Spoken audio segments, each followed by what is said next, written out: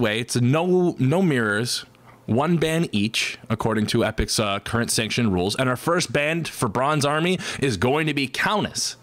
Interesting pick, surprisingly. You don't see a lot of I haven't seen a Countess ban in probably a good 2 or 3 months at least.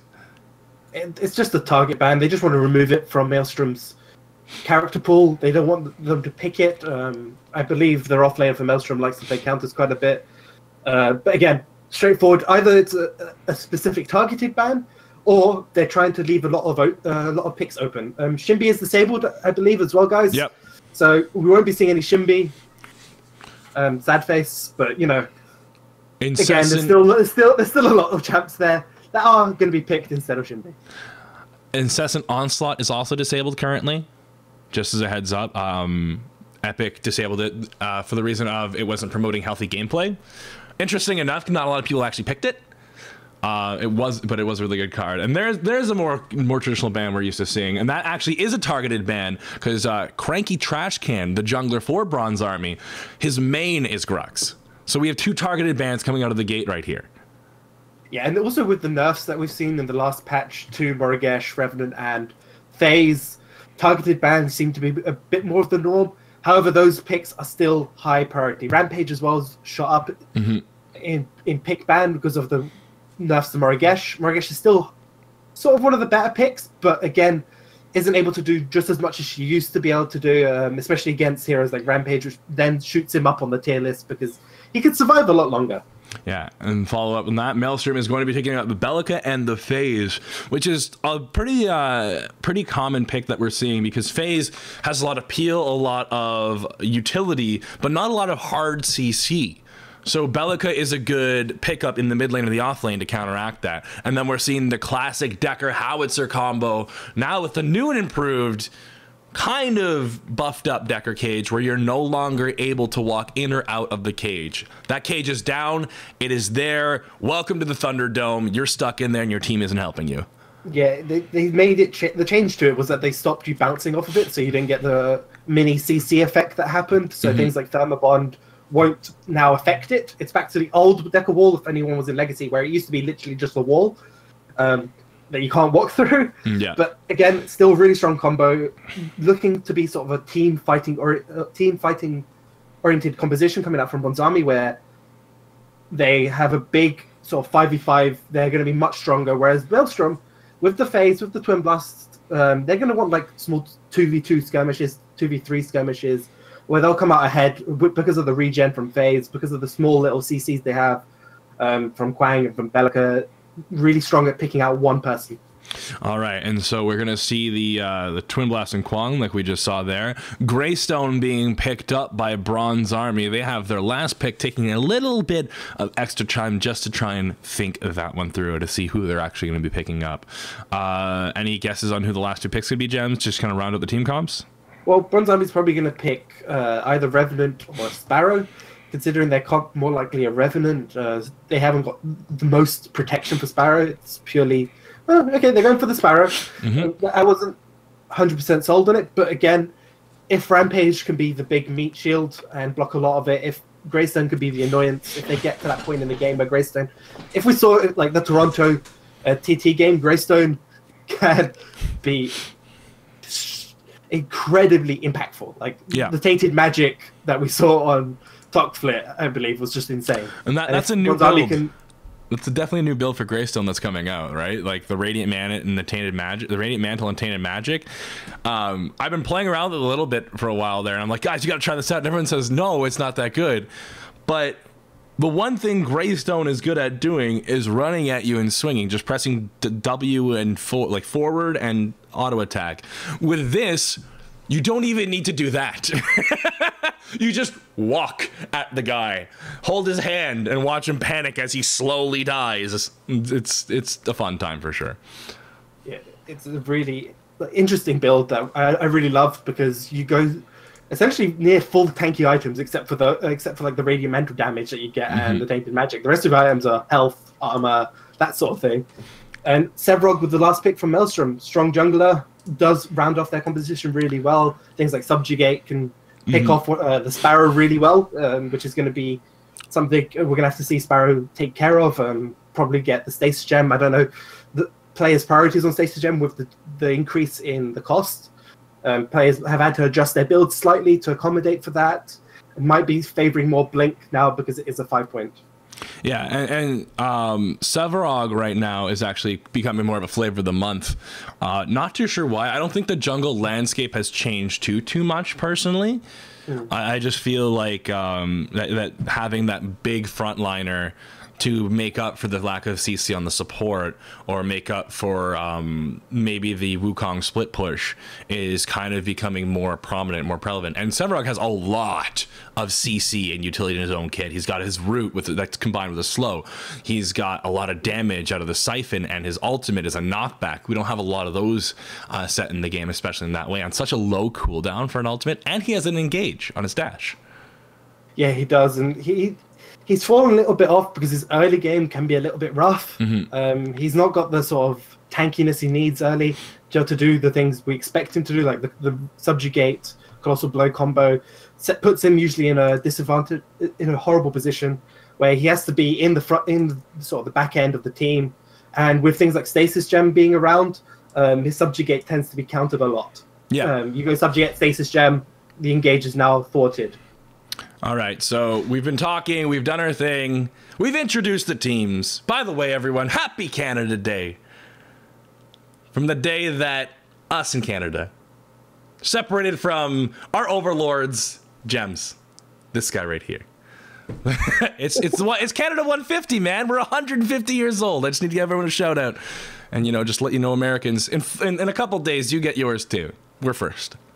But yeah. We're going to get into the game today. I'm ready to transfer over, Gems. What about you? Yes, I'm ready. All right.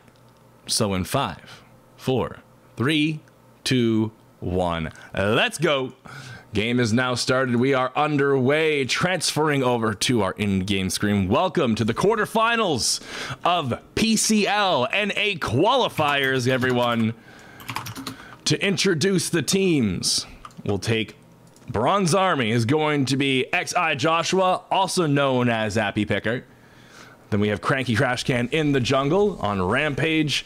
Me So Sneaky is going to be rotating in on that Sparrow, and we may have a team fight already as the teams are wasting no time to go in. There's the knockback coming out of Joshua as Lebanese Kid gets picked off by Cranky Crashcan. Afro Legend falls up, taking down the ADC. Joshua is getting the Sevarog, and now it is a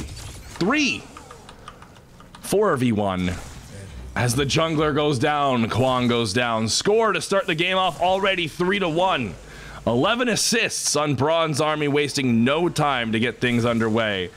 We do have Howitzer bugged pretty quickly out of the gate, so give me a quick second to pop up our spoiler screen. Boop. And then I'm just going to quickly rotate back and forth, guys. And hopefully that seems to... Yes, that does fix our current issue. Okay, so now we should start talking about the other team. Maelstrom, on the side of them, we have Sevarog in the jungle and Ephra Legend, Lebanese Kid on that phase, I Eat Zed for Brunch on the Twin Blast, No Puck on the Bellica, and the Elder Stover on that Kwang. And as you were mentioning, 3-for-1 at the beginning, 2 of those actually on Cranky Trashcan is actually pretty big on the Rampage. Rampage's early clear can be a little bit slow, but if he can go back a little bit earlier with a couple of extra points, that will speed up its early game, get to that level 5, get that in-rage activated a lot sooner, a lot quicker, because of the speed of he can clear the jungle now, and that will allow him to get some more meaningful impact ganks, which he does need. He does need that extended range on the jump. Yeah, and one thing you need to watch out for is Cranky Crashcan likes to be a little aggressive in the jungle. He likes to invade and flex that off, as we're seeing him try and rotate over there right now. Taboo's going to follow up on him likely. After Legend in already a lot of trouble. There's the rock going out. The only thing keeping Ephra alive is his green buff. And that's going to be an unfortunate situation for Cranky, as he's not able to pick up the rock and throw it just in time. The green buff will save Ephra's life, who's going back on to clear. Cranky Crashcan re-engaging into the jungle, looking for that, but the rock will fall off on that little buff we've seen, the little rework we've seen on the rock not too long ago to help balance it out. You can't hold it forever anymore. Cranky Trashcan is getting blinded. There is the Void Bomb to scare it, and he's going to be punished for hanging out in the enemy jungle too long. Not allowed doing that. is what Maelstrom's going to say as they engage 3v1 to the jungle. Great rotation coming out of Kwang and FaZe to follow up on that one. That's actually in favor of Bronze Army right now. That 1-for-1 trade is actually okay. Purely because it's going to set Ephra Legend incredibly far behind in terms of overall farming, overall levels. He's got a really slow clear as a Sevrog at the beginning. The camps are now going to be 3 to 4 stack camps that he hasn't cleared. Whereas Rampage already got those 2 kills. He's got those points, and he's able to give a kill over to Taboo in this mid lane, which means that the 1v1 matchup for Taboo is actually going to be favored. He's going to get those points. He's now going to start bullying No Perk out of this lane. This Bellic is now going to have a much rougher time, and it's going to allow Cranky Trashcan to carry on doing what he's doing. And especially with No Perk being bullied, Taboo likes to be hyper aggressive in lane. He likes to just bully people, move them around, and just try and assert dominance right off the bat, which you don't see a lot of mid laners do. They like to conserve their mana just because everyone takes health potion and health token to kind of get the sustain in lane that they need. So burning all that mana just to get that little bit of poke damage that gets negated is pretty not worth it after a little while. We do have an engagement in the left lane by Sevrog. Unfortunately, he will not be able to secure the kill as Zed is going to be throwing out some grenades, and there's the subject to get off. Ephra Legend is looking to go in on the engagement. Cranky Trashcan is rotating from behind. He lands the rock. No one is able to follow up on that one, even though Ephra Legend is once again sitting at under 100 health. Just imagine Cranky, how frustrated he's feeling right now, not being able to secure that kill. Josh not at level 5 right now, but he's looking to still defend his tower, trying to play it safe. If he needs help from his jungler, the jungler is nearby. And they're going to rotate off for the gold buff right Josh now. He's not going to be too upset about that. He is a bit low, but he's still soaking up that level XP. As we were talking about before, we can already see Cranky Trashcan instantly got that Mad Sport Sash on his back. He's managed to grab that. Didn't upgrade a couple of points, probably only had 2 points, probably saving to get the ward, so he can start gaining some vision control on this map, because Maelstrom have a lot more vision on the map, especially around their off laner. The Elder Stover is pretty safe right there. It's got wards all around that river, all around that prime, and that means ganking him is going to be a little bit tricky for Cranky if he does decide to go over to that side. Yeah, the other thing is, like you said, he dropped the ward. We do have a purple buff on the map that hasn't been taken yet, and we see Cranky rotating over to pick that up with his green. This is now a bit of a dangerous situation for Maelstrom. However, their wards on the right side of the map are completely key. No Perk is sitting right in front of the jungler on Bronze Armory, but we do have a rotation in the right lane as Ephra Legends jumping onto me so sneaky. Nabori not able to have the peel pressure that he can on FaZe. However, they do manage to walk away on a misfocus coming out of Maelstrom. They're going to go over, pick their gold buff up, and rotate back. Cranky Crashcan still just hanging around, out of range of the ward. He's going to throw the rock, catch out No Perk. There's a slow grenade to stop the team from rotating into the tower. And then Cranky Crashcan's going to disengage and jump back up into the river. Walk away and go clear out his own jungle. Nice little rotation from Elder Stover, just thwarting that gang. Comes over, makes it a 3v2 situation, makes it really difficult for Cranky Trashcan to be as aggressive as he'd like. Taboo, trying to be a little bit greedy here, trying to steal that green buff, isn't going to be able to. He's going to be taking a little bit of damage over here, but Cranky Trashcan is in position. Yeah, and he's starting to rotate over now and join into the fight. Ephra Legend and No Perk sitting at less than half health. Elder Stover having to rotate over yet once again, but Taboo will secure that kill with the Ender of Dreams.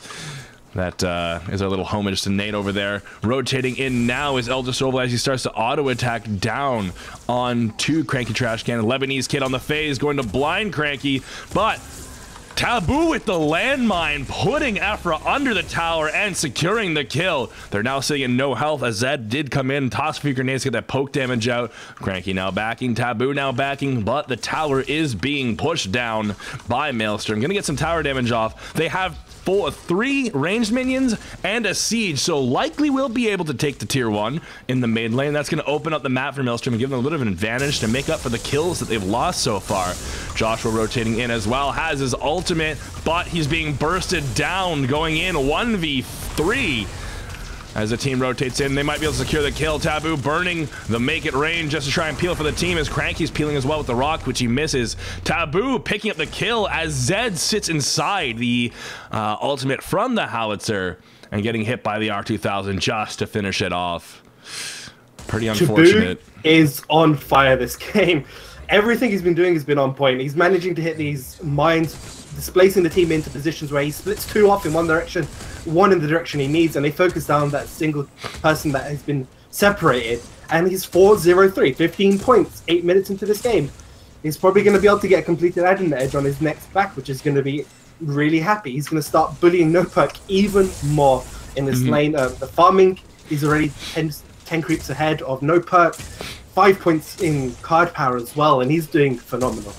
And the thing is, if you ever played against Taboo Gems, you know he's a very confident player. He's got a very strong sense of ego. So when he starts to do well, it only boosts that even more, and he's just gonna try even harder, and he's gonna be able to get away with it because he feels like he can do it. The other team's gonna get demoralized, not being able to go against the aggression of Taboo. Yeah, he's got that advantage of the card power as well. He is maybe in a little bit of trouble here, though. He does lose the red buff, and the subjugate will miss because Taboo does get a successful landmine to peel himself off. Joshua rotating in now as well. He's going to get blinded by the phase. Rock from Cranky Trashcan nearby. The knockback from the Colossal Blow to save will not be able to, as Taboo and Joshua are going to secure the kill onto the support of Maelstrom. Yeah, Lebanese Kid getting slightly caught out right there. One thing people have to remember now is with the phase nerfs, her healing takes double the length of time it took before. So whenever she uses her abilities, instead of healing over 2 seconds, it's over 4. So you don't get that instant burst of heal anymore. So you kind of need to preemptively use it a little bit more, your abilities, and maybe a little bit sooner than what you would have liked, especially if you want to get that heal. It comes down to more, if you think about it, strategy. Do I want to heal my player, or do I want to use the ability at the right time? Because their cooldowns are just long enough where you can't really do both, especially on the blind being such an important ability. We have Ephra Legend trying to ward out the jungle of Bronze Army. Cranky Trashcan doing a good job of zoning him out, preventing him from going any further than he needs to get that ward down. Raptors have spawned right now, and Bronze Army is ready for it, having 4 wards set up in the left lane. Man. Yeah. I was just about to mention that. 4 wards all around that Raptor side. We all know where this is going to go. They're going to go for it. They know they have complete and utter control of this Raptor. Maelstrom will not potentially even know it's happening unless they can hear it from the walls, but it looks like Cranky's going for a gank here. Into the left lane, he's jumping up by the gold buff. Almost 11 minutes now, the gold buff will be spawning with the river buffs. He gets a rock off onto Lebanese Kid, but the blind goes out. Joshua's not able to follow up on that one, as the teams are beginning to start to rotate over into the left side of the map to get ready for those first Raptors of the game. And that's going to either catch Maelstrom back up for the team fight that's going to break out, or it's going to put Bronze Army even further ahead. And this is going to be one of those key factors in the game that's going to help decide the next 20 minutes. We also keep track of Dead for Bunch. He's at 16 points. He's doing really well. Lebanese Kid, though, might be caught out yet again. As we have Lebanese Kid getting jumped on by Nabori and Cranky Trashcan, that double stun proving way too much for the phase. He was all alone. After Legend now getting caught, 1v4, has to dash into his own tower for safety. Josh diving in to burn his ultimate. His team's going to follow up. Taboo now taking aggro from the tower. The rock from Cranky will miss, hit the tower instead. Very unfortunate now as we have Maelstrom rotating in. They could do something with the Greystone not having his ultimate anymore. Cranky Trashcan sitting at low mana and not a lot of health. They're going to go into the Raptor pit, and this is going to be one of the deciding factors of the game if the team decides to go in. But they're both very unsure if they want to commit to it or not. Going to both back off. I think that would have been an idea for Maelstrom to try and engage. Their supports just spawning, would have to get back there in time. Maybe pick up a Raptor. I'm not too sure Cranky had his ultimate. That would have been a definite tide. He didn't have the mana to do it. Yeah. He was really low on mana. He'd already used the rock more than once during that whole engagement, which makes it a little bit rough. You can't. Rampage's mana pool isn't the biggest. I think it's only around like 400 mana. Goes up to about 500. The rock costs, I believe, it's about 60, 70, it costs a fair bit, and it only goes up as well. So you have only enough for like 2 rocks and a jump and an ult, and that's about it in total throughout your before your whole mana pool is gone, and you'd already used 2 rocks and a jump to get up onto that ledge. 13 minutes in the game. Miso Sneaky right there on his gold buff just in time, as we have a red buff being picked up by Cranky and a purple buff being picked up by Taboo, and they do not know the Howitzer is invisible. One of those definitely, he's probably the aside from Bellica, the other mid laner you want with a purple buff, because not only can you burst them down, you have the CC to surprise them and catch them out and just make sure you can ensure that gank. Taboo hovering right behind No Perk right now, who did drop the ward. Team is finally on Raptors, and they're starting to rotate in as well. Taboo and No Perk getting into a fight while his team is securing that Raptor buff.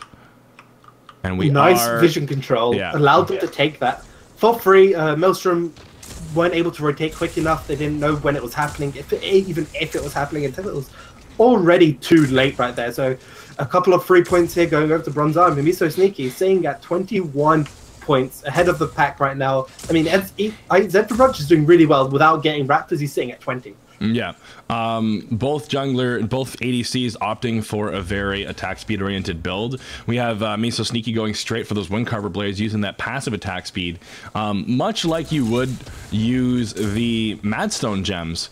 And interesting enough, we're seeing Zedford going straight into a Whirling Wand instead of utilizing the Madstone gems that he has available to him.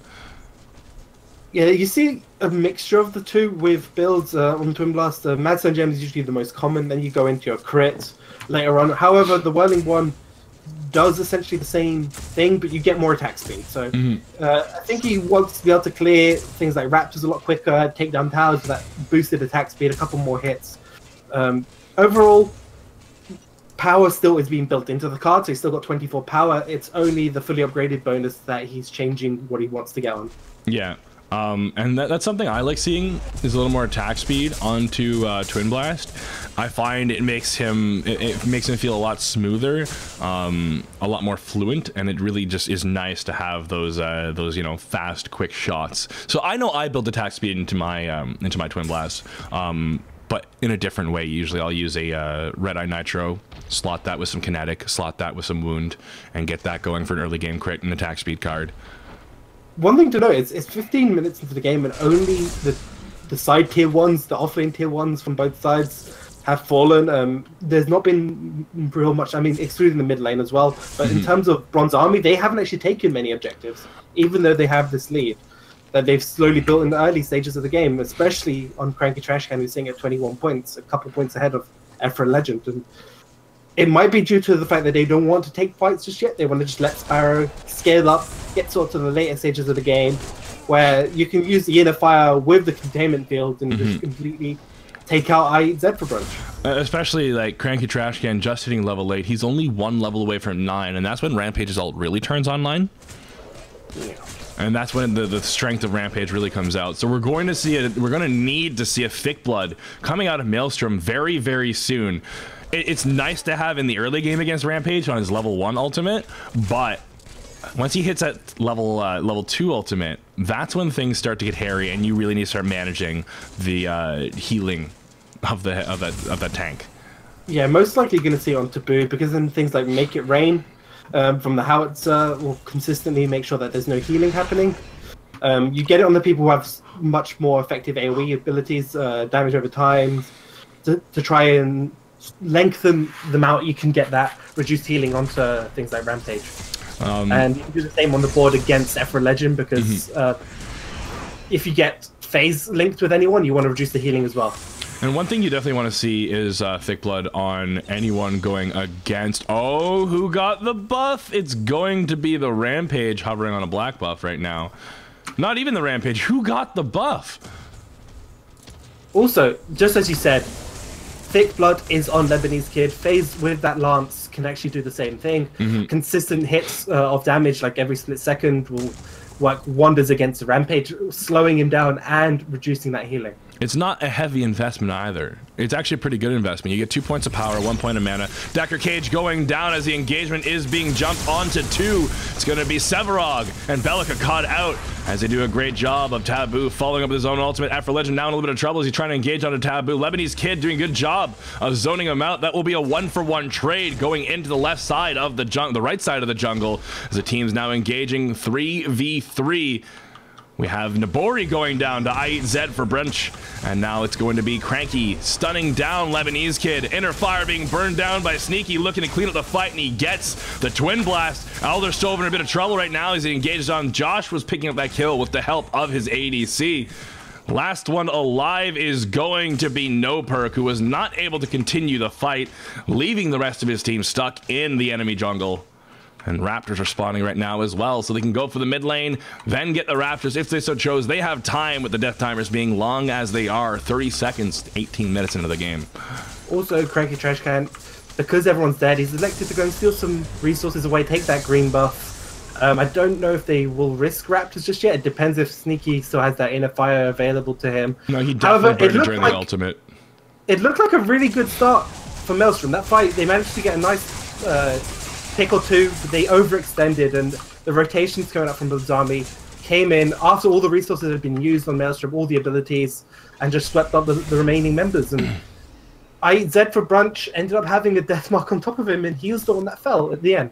Yeah, that is very unfortunate for them. They had a good engage. They had a good counter engage with the Bronze Army dropping the Decker Cage so quickly, like instantaneously, and then Taboo following up right on top of that, dropping a lot of damage coming from his own ultimate. They did manage to pick up a kill there. Ultimately, doesn't work out for them. Score now sitting at 13-4. We are seeing the more intricate sides of the build coming out. After Legend swapping for upping for a Swift Creek Heart, something we haven't seen. I personally haven't seen in a very long time. I think it's overall a very good card. Yeah, Sevarog's base damages on his auto attacks are very high. He does have a really slow attack speed, and getting that Swift Creek Heart gets him about 11 attack speed. We used to see people get like the Whirling Wand or the Wind Carver Blade on the Sevarog, just the 1/1/1. So it falls into the same sort of category. However, he does manage to put a lot of health in, which then gives him a little bit more tankiness, gets him nearer to that 2k mark of health, which is near ideal. But with Sevarog, you can get even higher because of the stacks.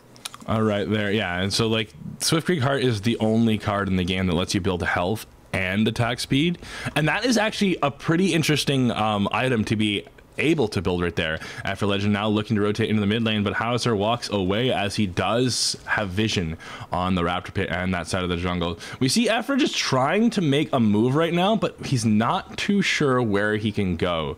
He does have vision on the left side of the map, and he's rotating in right now, gets caught out by the ward of Taboo.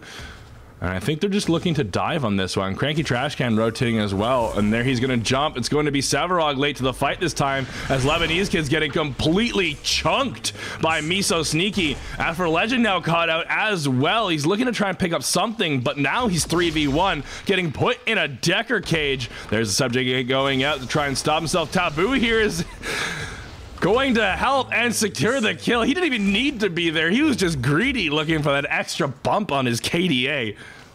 Securing that kill, stealing it away from that ADC. Really well spotted rotation here from Bronze Army. The vision they had on their side of the map allowed them to see the Sevarog going through into their jungle, and they reacted really well to it. You can see instantly Cranky Trash Can going for the in-rage with the jump before Sevarog was in position to do anything, and it made it so that Sevarog got to that really late. So he got to that fight really late, was forced to go through the tower just to get into the fight, and by that point, FaZe was already down.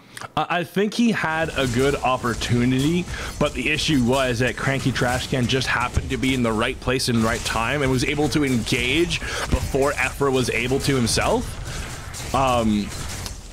So that, I think that's what really threw a wrench into the plan, is not so much Efra being in the wrong spot, it's just Cranky Trash Can happened to be there and got it first. And that's going to be Miso Sneaky securing Prime, and now it will be The enemy team, Maelstrom getting caught out, Make It Rain being dropped as Elderstove gets engaged by Sneaky, and Joshua trying to take down the ADC of Bronze Army. Will not be successful. FaZe goes down as well. The rocket's thrown out from Cranky Trashcan. Will not be able to land. Effort knocking them both back under the tower. Landed the subject getting Nabori in a lot of trouble as he gets knocked up by the Bellica.